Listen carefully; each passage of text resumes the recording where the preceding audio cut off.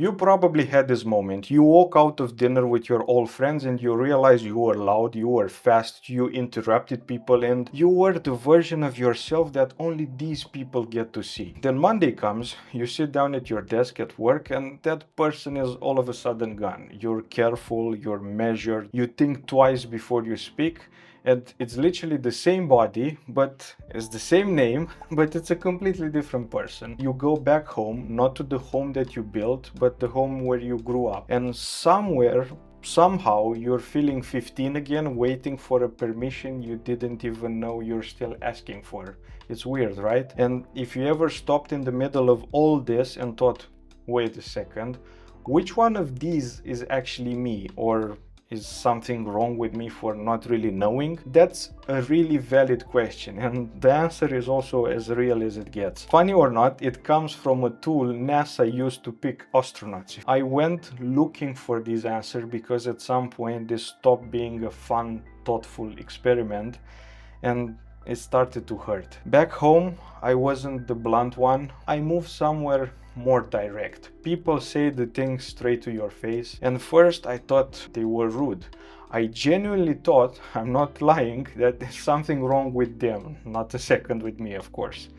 Meanwhile, the respect that I was raised on literally backfired on me. I would be formal, call someone sir or madam, and instead of them feeling respected, they immediately felt old. I started asking, who's the real me?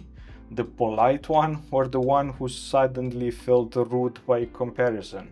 And underneath all of it, was there a version of me that stays with me no matter in which room I walked into? Let's try to answer that together. Here is the thing that nobody really teaches you. Everything that happens to you gets passed through a filter, basically a set of filters. And this action happens in milliseconds, way before you are even aware of it. Someone is blunt with you, before you even have to decide anything, a filter already labels it as, oh, this person is just rude. Someone calls you sir or madam, a filter again already decided, oh, this is respect, or wait, do I actually look old? You didn't choose those reactions. The filters did. They did it fast, automatic, invisible, and how I like to say it, inevitable, just like Thanos in the Avengers. They were installed by your culture, your upbringing, your schooling, your parents, grandparents, friends. They were the rules that you absorbed before you were old enough to even question them. For example, like be polite to strangers, don't stand out, achieve something first before you are worth something. But now here's the part that actually gives me hope. Those filters can change because mine did. It took a really long time, but eventually blunt stopped reading as rude and started reading as honest. Those filters, they can be rewritten in real time, and I like to think of that as a software layer. Software can be rewritten, updated, or at least calibrated, but not all of our filters are cultural. There's one really deep one, and that one does the whole key for this whole question. NASA has figured this thing out decades ago. If you lock people together in a tiny space, far from everything they know and everyone they know, under real pressure, that personality that worked fine back on Earth, it starts to backfire massively. In the late 70s, they brought in a psychologist called Tybee Kaler to help them pick astronauts. And 10 minutes in with his model, this model told NASA more than entire hours of standard interviews. What he found is this: underneath all our cultural filters, we have one deep filter that you are basically born with. He called it your perception, and I like to think it as colored glasses that you put on and never take off. And when I mean ever, you never take them off. Here's where it gets a bit strange.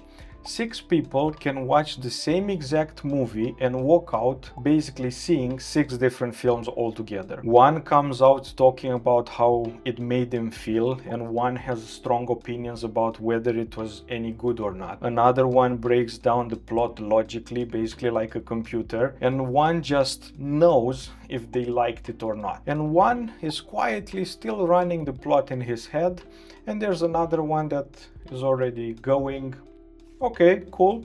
What's next? Let's go.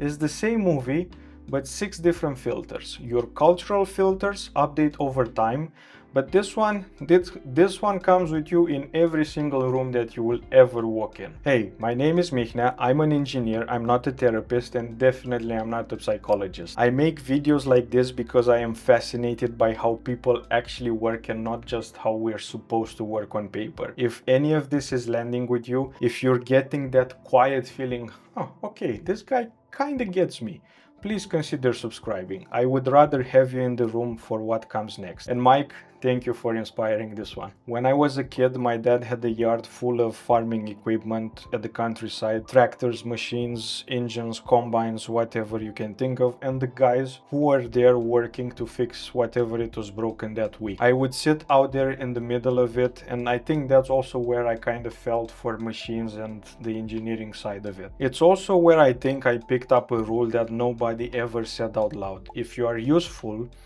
you belong. If you fix the thing, you are worth something. And I think that's really important. I don't think I'm the only one who got handed to him such a rule before they could even be conscious about it themselves. Then I hit a really big milestone in my engineering career that I was chasing for a couple of years. The exact thing probably the younger version of me would have killed for. And I have to say, I felt nothing. I felt flat, bored. That's the crash that I'm talking about. The software was screaming the old rule: achieve, be useful. That's how you earn your place in society, into family, whatever. Part of it wasn't even wrong for how I'm wired. My hardware runs on logic.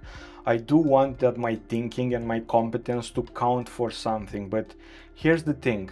I was putting my effort trying to fill the wrong tank. The tank that is actually empty wasn't filled by achievements at all. It was aliveness, playful, real, unserious contact with other people, fun that isn't just a reward that I unlocked after a hard day at work, but that's the thing that actually makes me click.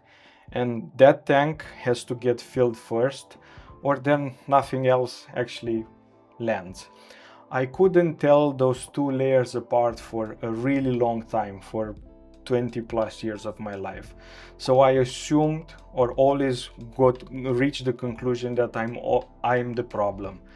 It wasn't me.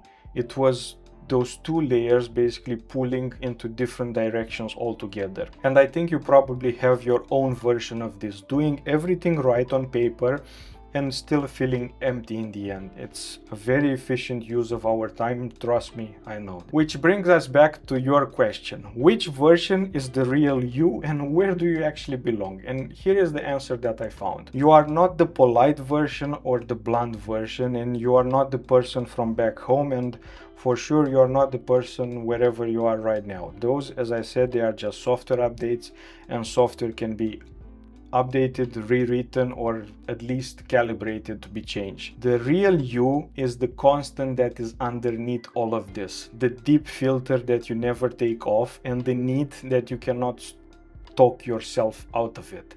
So belonging was never really about a place. I kept thinking that home would finally start to feel like home again if I just went back more. It didn't, because belonging is not geography.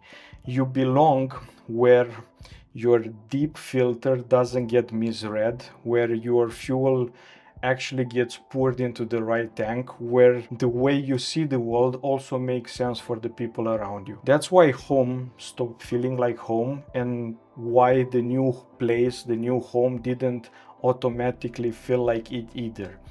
Neither one was built around my hardware or your hardware immediately.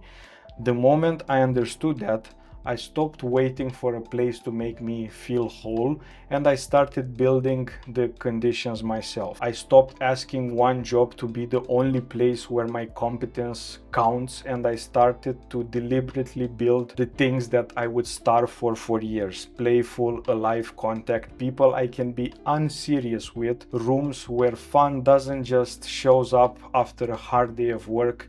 It's part of who I am and how I stayed switched on in the first place. You don't find where you belong, you engineer it with a lot of effort, once of course you know what you're actually running on. So here is what I want you to try. There's only 3 questions and I promise it's super simple, but it will give you a lot of clarity. When did you feel most like yourself and what room were you in? Not most successful, most you. That's your hardware showing its face. What rule do you follow that you never actually choose? The small one, really specific one. Don't talk about money or never ask for help. Who installed that? And was it for you or was it actually for them? Think about it. And the third one, what drained you this week? The task or the room? If the task was fine, but the room was wrong, I have good news for you. You're not broken yourself. You just need to change the goddamn room. Take one rule that you never chose, try a single day without it and see who shows up. That person was there underneath that this whole time and I guarantee you two will get along just fine. If you recognize yourself in any of this, that feeling of being slightly different person in every doorway that you step in, on every room that you step in, please drop a comment and tell me one rule that you're running that somebody else installed. And if this or any of this is landing with you, please consider subscribing. Until then, please take care of yourself. I really mean that, and I hope to see you next time. Bye bye.